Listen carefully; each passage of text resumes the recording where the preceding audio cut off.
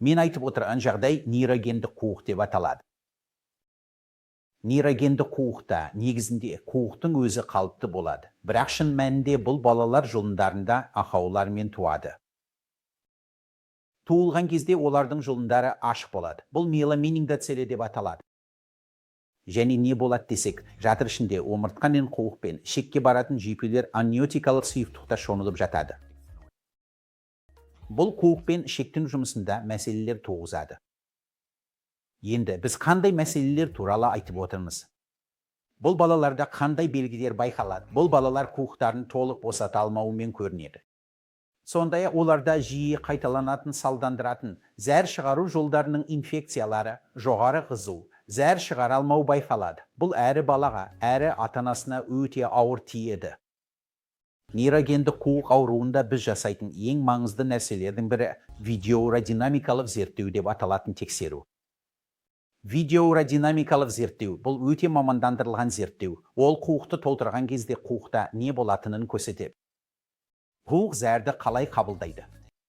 Ол әдеттегідей босаңсып төмен қысымда көп мөлшерде зәрді ұстай ала ма, әлде өте тез, жылдам жұмыс істей ме? Ол аға бастай ма?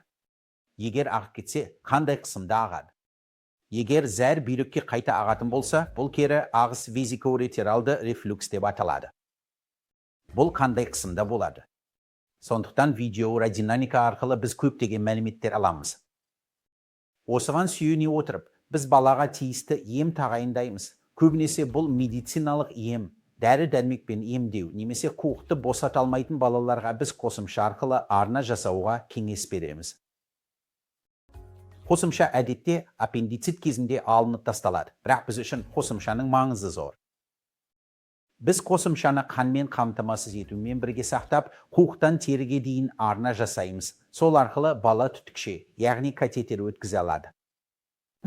Және қуықты жиі босата алады. Бұл әдіс таза аралық катетеризация деп аталады.